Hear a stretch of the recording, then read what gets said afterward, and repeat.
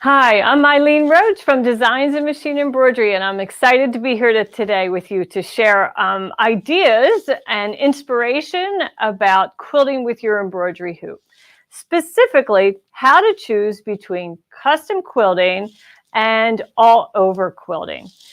How many of you like to quilt with your embroidery machine? Or maybe I should say, how many of you have already tried to quilt with your embroidery machine? So if you just in the comments, let me know. If you have already tried it, that would be great information for me. Hi, Misha. Nice to have you here. And Isabelle Rian from France. It's great to have you here also. Some of you come every week, and we really appreciate it. Misha, we're going to be showing your door in a little while. You did a great job on your door. It's in the slideshow, so stay tuned to make sure you can see it. Oh, Isabel, you have not tried to quilt with your embroidery machine. Well, hopefully today will give you some confidence to get started. And hi, Dory. Nice to have you here. And Patsy, you're over in Mississippi and you're quilting on your machine right now. Well, I'm jealous because that's what I like to do all the time. In fact, I'm working on a quilt, a pattern by Kay Fawcett in his Quilts in America. And it's the Red Ribbons pattern. If you have that book, it's a stunning quilt. And I'm just so excited to finish it. I've been working on it for a couple weeks. In fact, if you watch the show, you know I was out in Quiltique in Las Vegas and I bought the pattern and fabric. They had a kit out there and it's just, oh, I can't wait to get it done. And in fact, I'm hoping to get it done so within 2 weeks I can have it here and show you how I'm going to quilt it, you know, on the machine with the monster hoop and the weightless quilter and all that. So super excited about that. But you know, that's the last step, right? There's a lot of steps that you have to take if you're going to quilt with your machine. You know, you have there's planning for sure and deciding what designs you will use. And those of you who do quilt, like, do you enjoy the piecing the most, the designing, or the quilting? So let me know that. Oh, and hi, Karen Rouse over at Mid-South. You're probably working hard today.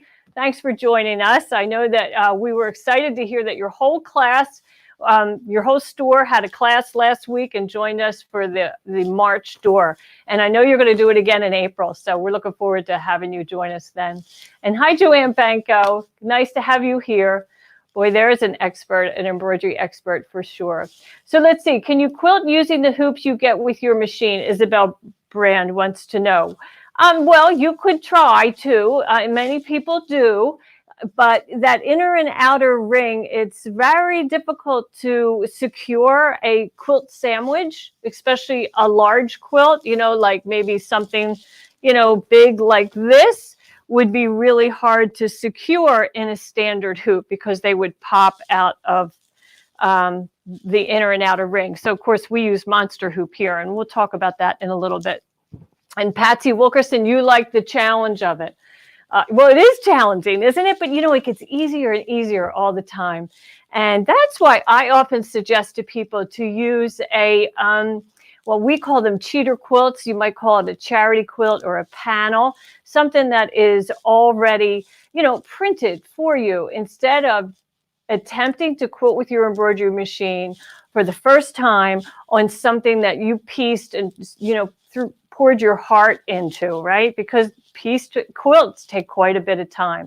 So it's a good opportunity to get a cheater quilt and then master your quilting skills, you know, at your embroidery machine on something like that. And today there are so many choices available. Oh, hi, Reen Wilcoxon. She's joining us today. Nice to have you here.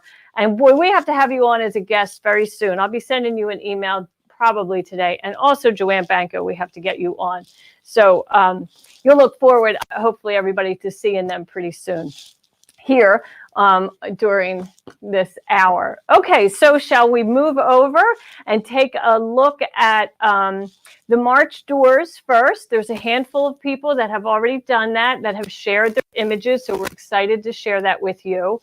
And then we'll get into choosing between overall quilting or custom quilting and what that difference is. Okay, so first up, Aine McCarthy.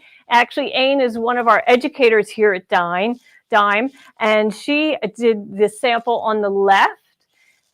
She did everything the same as we did, except that she added her family names as little signs, and I believe they are 3D patches, like small banners that she hangs from those lamp posts. And then she wrote the Gaelic saying of a million welcomes, which is Céad Míle Fáilte, and we think that's just adorable. Candy Bray did a very attractive door, very traditional colors, and then she used a light yellow fabric for her valance, and I believe she's got a variegated thread that she used for the edging on that valance. And then Carol Bernard, I love her door. She used a really fun green on green, kind of a monochromatic color for her door, but the fabric that she used for the wall is really reminds me of something you would see in Ireland, kind of a beautiful patina of an aged exterior stone wall. And then Cherry Osborne, well, she did a really lovely job, and instead of using the digital design like the scallop valance, she used lace, which I thought was perfect. And believe me, that idea came to me when I was digitizing my door, and believe it or not, I couldn't find a lace of the right scale in my sewing room. And yeah, I know I could have digitized it, but hey, white looks just fine for me too, white cotton. But great job on that, Cherry. Very nice.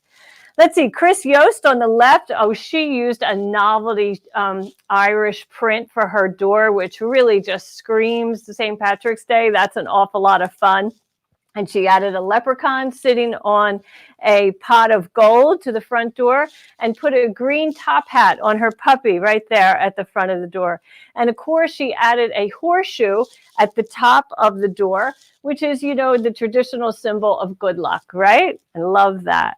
And then Eugenia Lynn added a shamrock, a vine of shamrocks from the kind of, I guess it's a pot of gold on the side of each door, and this trail of shamrock climbs up the wall, and she has a beautiful spray on the mat in front of the door. Aren't they fun? They really are, each one of them.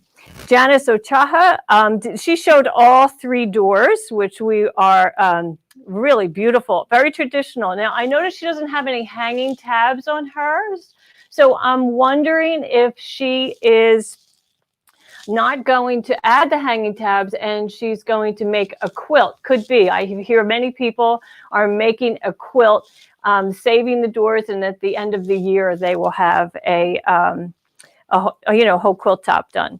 Okay, and then Kathleen Williams and Kim Simpson, they don't know each other. I don't think maybe they do. I don't know, but I'm guessing they don't. And they each selected blue for their door. And you know, blue is a very common color for a front door, and it is a welcoming shade of, you know, many people love blue, and I know I do. So that looks just great. And then here we have Lisa Grainley and Luann Green, both very traditional fabrics. I love this. They're both really elegant. Now, Lise opted not to add the shamrock, and she also omitted the address of 317. So that looks, you know, doesn't really designate March, except for the daffodils, which is the first call of spring in most of America. And then Luann added 1974 to her address. Now, that could be her address. It could be the year she was born, maybe the year she was married. We don't know. But anyway, that's fun. And here's Misha Pennington. Misha, your door looks like we could just walk right through it. You did a beautiful job. And I think I see some Mylar there that you used for the glass. Would that be right? Misha, if you're still watching, let us know if you did use Mylar for your window. You added a pot of gold at the front door also, and also added a horseshoe at the top of the door. I love that. Really very nice job. Let's see. And and Linda Diane LaRue, are you asking about my top? No, I didn't make the top. I did purchase it, but you know, wouldn't it be a great idea for a neckline to just embellish with some very lightweight applique? I know, I thought that was cute too. It's an inspiration, right? Okay, Robin Zarbo, she decorated her door with the clatter ring and instead of the shamrock. And we'll take a closer look at that in a minute. But look at her puppy. He even has a little shamrock coming off on the walkway there. Isn't that adorable? Well, that's actually not a shamrock. That's a 4-leaf clover. You know, the difference between a shamrock and a 4-leaf clover is a clover has 4 leaves and a shamrock has 3. And the shamrock is also symbolic of the clatter ring, which is the heart, the hands, and the crown. And that stands for love, friendship, and loyalty. So if you ever wonder the difference between a shamrock and a clover, that's the difference.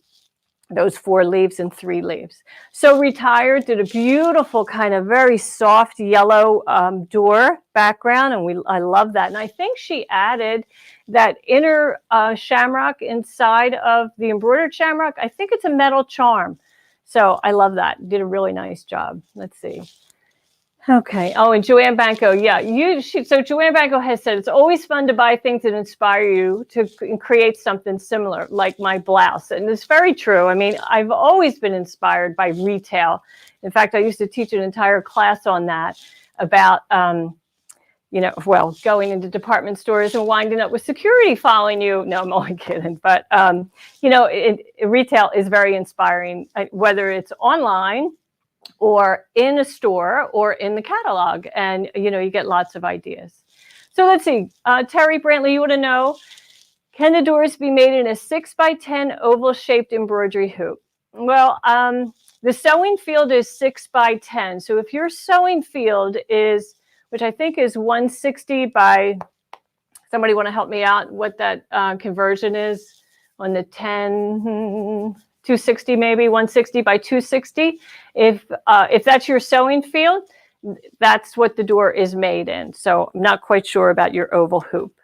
So let's see, then we have 2 more, Sue Allen Wall and Sue Brown on the right. Now, Sue Brown, I think that fabric for your house is Tulip Pink's fabric. I'm not sure, but I think so. I might have some of that at home myself.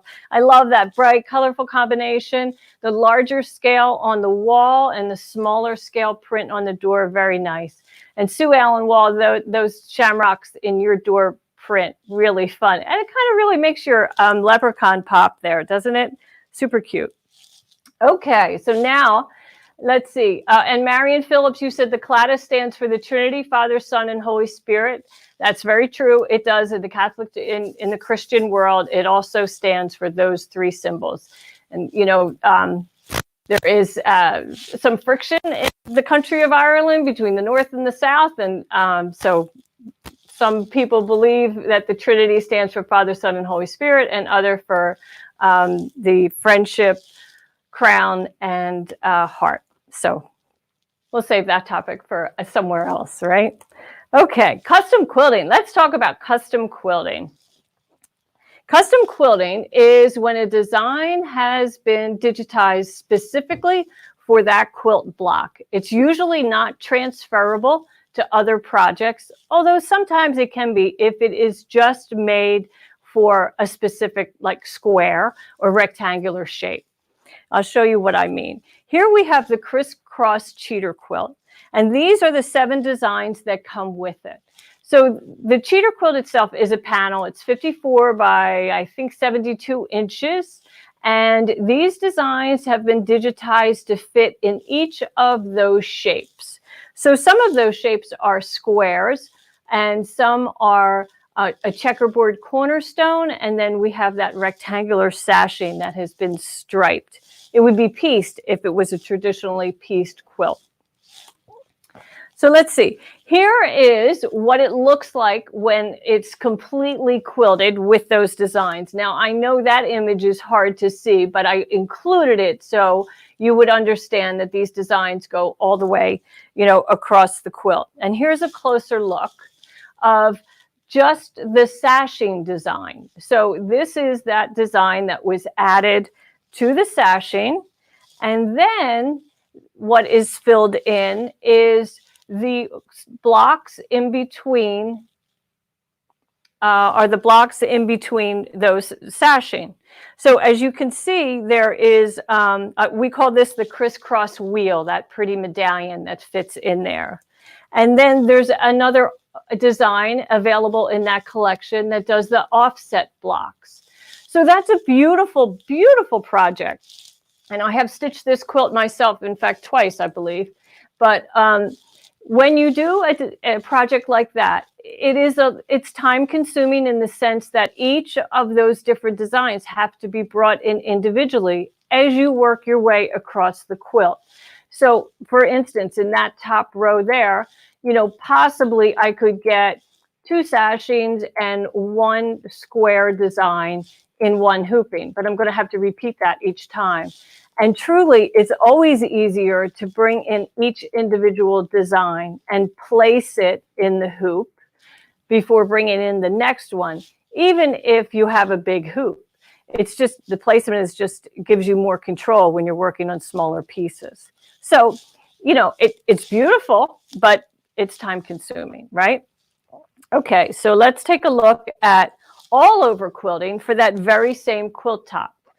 So because I have our software and I love it, I digitized my own designs. This, I call it the anchor design. So I have an overall design and then a border design that complement each other.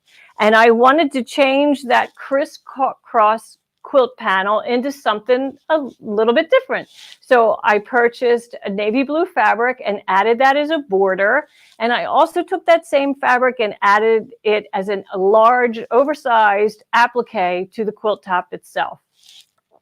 And of course, that anchor design, I drew all of that in my Perfect Embroidery software and then also converted it into digitized stitches. And then when it's time to quilt that quilt, this is what it looks like. So I have across the width of the quilt, there are 6 repeats and 5 rows of those repeats. So that's, you already know that math, right? That's 30 to fill that quilt. And then my borders is probably another 20. And that's fast. I mean, each of those large overall anchor designs stitch in about 3 to 4 minutes. So it's a very fast design. And because I don't have to reselect, you know, go into my folder on the embroidery machine and find a second design or a complementary design, it's going to go really fast because it's the same design over and over. Yeah, I have to spend time placing it, and I would use templates to do that, or, you know, possibly some of the features that are on my machine. So let's see, this is what it looks like with the quilt behind it, so you can get a good look at that. And I will get in a little bit closer. I kept my rows in color so you could see how many rows there are. And then when it's all black, it looks busy. So we'll zoom in a little bit. And then you can see exactly what that looks like up close.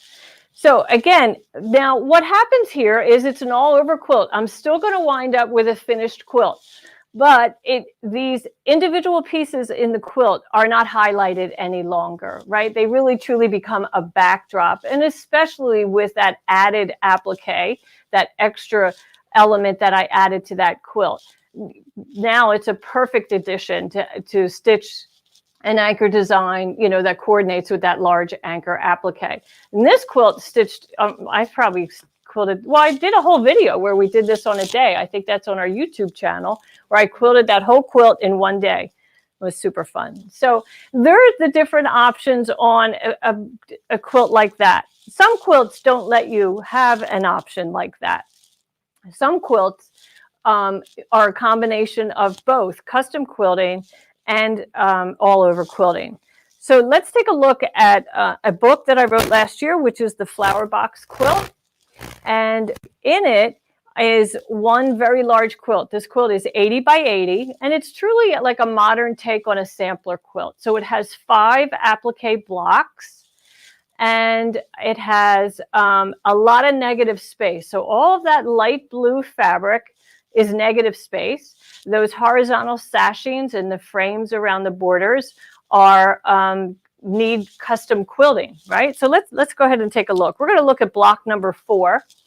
which is sashed in, and let me see, Isabel Brianna wants to know, how often do you rehoop a quilt like that?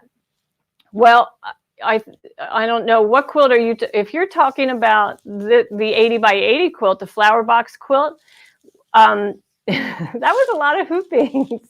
That was a lot of hoopings. I quilted each block individually, and then I did the negative space. And but you're going to see a little bit how we progress as we go through these slides. You have to understand, you know, quilting with your embroidery machine, a big quilt, and I call a big quilt anything over 50 inches wide and 60 inches long. Anything beyond that is, you know, it's a sizable job. And so you have to be committed to rehooping. You should use the largest hoop that's available for your machine. And that doesn't mean you fill that whole hoop with a quilting design. You want to leave yourself some wiggle room so that it makes placement easier. But most of those quilts that you do, if your hoop is 8-inch wide and your quilt is 60 inches wide, you're probably going to do 8 hoopings, you know, right to left. And then multiply that by the length of the quilt divided by the length of your hoop, which is probably about 12 inches. These are just ballpark. Now, if you're in a 5x7 hoop, that's a massive job. If you're in something like this 210 by 400 brand new Bernina hoop that's just available now, that would be a little bit easier. You have to think about the you know, the job at hand. And that's why a magnetic hoop does make it easy. And I'm going to show you why. You'll see. All right, so let's go back and take a look at this block. So first quilt design I put on this is an accent around that center medallion. Of course, I didn't stitch it in black, but these illustrations are in a heavy pen so that you can see it better on screen. And then the halfway marks between the applique corners, get a little swirl, a little 3-leaf swirl, and then each corner is accented with another design. So after that, it's time to work on the sashing. And there is what I call ribbon candy design that is digitized for those perfect corners. And you repeat that 4 times around the block.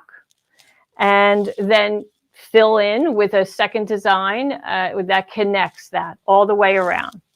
And then, you know, all one color so that you can see the quilting. But in reality, when I really quilted it, I did blue, light blue thread on the blue background of the block, and then a hot pink thread on that pink fabric. And, you know, the sashing. And then the negative space was quilted with an all-over design, this stipple pattern. So that's what fills all of that blue fabric on the sampler quilt. Now imagine if I had just used that all-over quilting that I used in the negative area over the block. And you'll see now, right? I mean, what color would you choose? I would have probably chosen the pale blue thread so that it would blend, but now the applique, it doesn't really get highlighted, and it most certainly doesn't puff out. You know, you don't get the accents when you quilt where you crush the batting with extra stitches, your quilting stitches, and leave some areas open that aren't quilted, right? And that is what gives you that crush and that lift. So that's, sometimes you need both of the types of quilting in a project, and that's what's so fun about quilting with your embroidery machine. But you know, we've been talking about how you hoop it. Well, most certainly you're going to hoop it with a monster hoop. And I plan out my quilting by printing templates. And I use a design wall, so I'll have my quilt top up on the wall. And literally, it's a sheet of batting that is wrapped around a 4 by 8 foot piece of styrofoam insulation that you get at like Home Depot or Lowe's. And I cover it with batting. And then I can put my quilt top right up on that batting, and I can design away. So then I print out my templates. And you'll notice here, some of them are in paper, and some are translucent. So the paper ones are the ones that I print while I'm digitizing, because often when I'm digitizing, I have to resize, reshape. So I don't waste I don't waste the expensive translucent paper. I just do that on copy paper, cut it out paper doll style until I'm, assured that that's going to be the size and the final design. These things take a lot of time. You think it takes a lot of time to quilt it? You can't even imagine how much time it takes to digitize it and figure it all out. Okay, so once I'm at the machine, you always use a monster hoop. And because that allows me to have just the backing and the quilt batting encased in the hoop, where the quilt top doesn't have to extend all the way, through the edge of the hoop, because with monster hoop, you don't have to worry about that. And then I center my needle over that template and stitch. And there you go, you have it. Now, when it's time to advance the fabric, I lift that hoop top, only the hoop top, over the head of the machine, and I advance the fabric. The metal frame that's attached to the machine never comes off the machine until I shut it down for the night. I just leave it in place, because every time I advance, I'm lifting that top, storing it over the head of the machine. That is the fastest, easiest way to quilt with an embroidery machine. And remember, right, I'm going to do 8 hoopings left to right, maybe 10, however many it takes, no matter what size hoop I have. Hi, Carol. Is that Carol Lombard from Arizona? Okay, let's see. And now you can see how important a translucent template paper is, because on, say, this sashing here, where I have this ribbon candy design that I'm going to land, and I really nail it right in that sashing, I can see through that paper, and I can make sure that the top edge of the embroidery design and the bottom edge of that design are going to hit that seam line exactly where I want it. So that's why I use that print and stick Target template paper. It's great stuff. And look at, on a corner, how important that is. Corners, your needle, let me see the next, oh no, my needle will be centered over that crosshair, which, if you're working without a template, you might be inclined to center your needle in the center of the corner. And that's not the center of the design, right? So that's why templates, you really need to see it. You really need to see it. Let's see. Okay, Jackie Kramer. So you love quilting in the hoop because you use your monster hoop all the time. Your brain and hands don't work at the same speed if you free motion. Yeah, I understand that for sure. Free motion, I do like to do free motion. I'm fairly proficient at free motion stippling.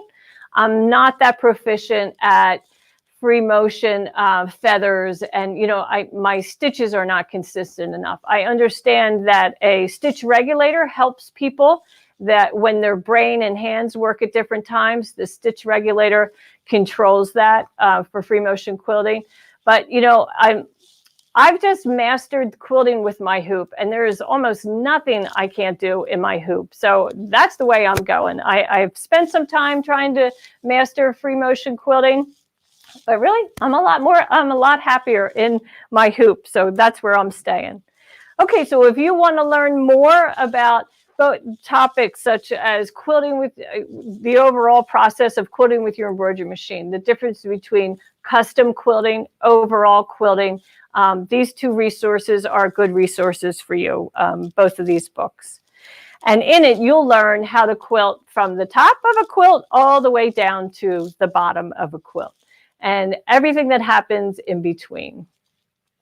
Right? Let's see. Yeah, okay. So Jackie, you're in with me. Well, I'm glad. So where do you get that hoop? Well, that monster hoop is available at most sewing machine retailers across the country. And we always suggest that you go to your dealer and see if they have your model in stock. If they don't, they most certainly can order it for you. We're happy to ship it to them. We do also have them available on our website. And in fact, they are on sale here this week. You will always get your best price at a dime event. That is a secret that I would share with you today. So if you can get to an event, get there. But we do have them discounted here this week. So you would find them at dzgns.com. And when you go to the page and scroll down to the bottom of the page, you'll notice in light blue at the bottom, it says, click here for machine compatibility.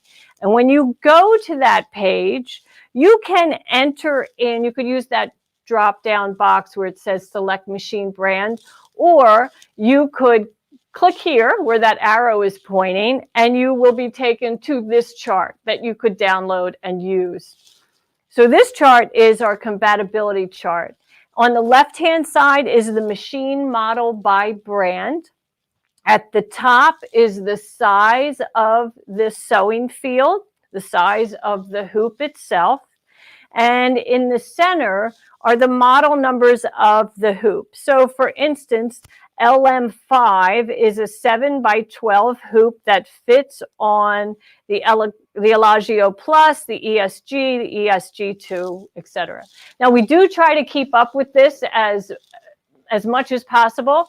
I can tell you that machine companies come out with new machine models all the time, and the sewing fields and hoops are the same as previous models. So sometimes our compatibility chart may not be up to date, but if your standard hoop fits on your machine and we sell that in the same size, then our hoop will fit on your machine. So use that as a guide, but you can always call, and we do keep it updated.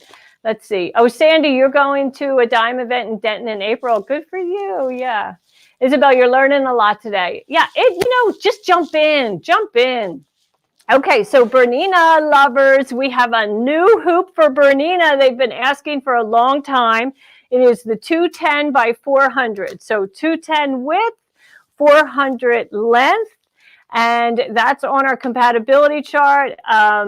Yeah, and so many people have been asking for this size. Now, our hoops are rectangular, and Bernina's fields are oval. We don't make oval hoops because magnets do not come in a rounded shape. So that's why our hoops are rectangular. But your machine, your Bernina machine, will still read this as an oval hoop, okay? I can't change the Bernina brand inside, inside the machine itself, the brain. So, but you're going to love that hoop. Super strong, just arrived, and you are the first people to know. And Lynn Sellers, she has a Bernina 500. I hope there's a hoop for that. There is definitely a hoop for that. Check out that compatibility chart. You'll be able to find it there. So people want to know, how strong is it? Well, it is strong. Like, for instance, here's that anchor quilt, and you can see I can hold this up, I can shake it, I can pull it, and it won't come out. Now, if I'm on my machine and everything is dragging around, yeah, it may slide away. So you have to control the body of your quilt and keep that up above the machine bed. And we'll probably get into that either next week or the following week. So don't worry about that. We most certainly have tips for you on that. And in both the Flower Box Quilt book and also Machine Embroidered Quilts in 8 Easy Lessons, it is in there. And Diane LaRue, did I make the top? No, I didn't make my top. I bought it at locally at a retail store, but it is, I should have made it, huh? Right? It's adorable. So let's see. Yeah, oh, Carol DeGaris, you're using yours right now. Good for you. And you have monsters for your baby lock already. Right. Well, so if you've enjoyed them on your baby lock and now you have a Bernina, you're going to enjoy it on your Bernina too. Of course, you have to get a different one because they don't work, but it's the same process for sure. And I guess you tool it up next to the machine. Are you talking about the weight of the machine? Well, yeah, you can gather it up around the machine, but we also have some other ways that you can do that. So let's see. What other questions? Any other questions anybody has for this? Let's see. And how many of you are Bernina users? Well, when you roll up your quilt, we have a hoop guard. probably don't have one right here, but we have a device that allows you, it snaps onto the top frame, and it's a barrier, and then you can roll your quilt up so that it doesn't fall into, there's one over there on the wall, Kayla. My friend's going to help me out here. That's great. Oh, perfect. Okay. So see, this is how we store our hoop guards. I have 3 on here. We don't use 3, but so I would just put this on my hoop in the center, and then this is a barrier right here. So when I'm at the machine, my quilt can't fall into the sewing field. As you have it rolled up, it can't fall in. That's a terrible example. We'll do that live on machine next week so you can get a better look at that. I hope you'll join us. Hi, Carrie Cunningham. Nice to have you here. I see your beautiful work all the time on Instagram and Facebook, so I love your sewing. And where is the hoop information for all the hoops? So let's put that slide back up again, if you just give me a second. I'll go back one. So over at dzgns.com, if you go to Shop Now and Hooping Systems, and then this page will come up. And as you scroll to the bottom, oh, could we get on? Oh, pardon me. Okay, bear with me one second. At least we have sound, right? I have to tell.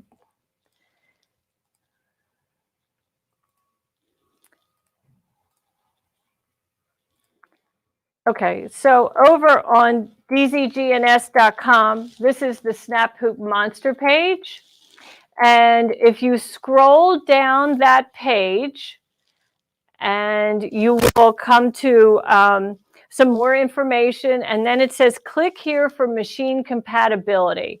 So when you click there, you'll be taken to a page where you can select by machine brand to get a closer look at the compatibility chart, or you could just click here where that red arrow is pointing, and you can download a compatibility chart. It's a PDF file. And so it has all of the different models on there. There's actually a second page for multi-needle machines, for the Baby Lock Brother Janome machines. So yeah, they're all right there. And where do you find the free ebook for embroidery? It was on my phone. I saw it if I couldn't find. There's not a ebook for Embroidery Tool Shed. There is the software itself, Judy Warren, is free. But there is not an ebook with that. So anyway, you could just go to our website and type in Embroidery Tool Shed in the search bar, and it will come right up. And hi, Doreen from sunny Southern California. Nice to have you here. Okay, so I hope you take advantage of this week's specials, because those hoops, they never go on sale, and you need to get more sizes, and you have the hoop guard. Yeah, it's a good idea to use the hoop guard, right? It's just insurance. You can't go wrong with using a hoop guard. I mean, there's no harm. It's kind of like you always want to have it next to your hoop. When you're doing large projects, you don't use it for everything, for sure. Okay, so in about 25 minutes or 20 minutes, I have the pleasure of being a guest on Sewing Machines Plus, their website. They also are hosting a live show today, Blaine Austin, and I'm going to join him in 20 minutes at 2 o'clock, and he's going to interview me. He sent me and told me what he's going to ask me. He's going to ask me how I started the company and what I do here and all that stuff. So I'm excited to be there. Elizabeth Culver, you want to know, were there any more hoops for the Viking and Pfaff? Yes, there are 2 new hoops coming out for Viking and Pfaff. It's not going to be till probably June, unfortunately, but we have a 200 by 200 coming and a 200 by 360. So I know so many people have been asking for that. So look for that in June. They won't be here before then.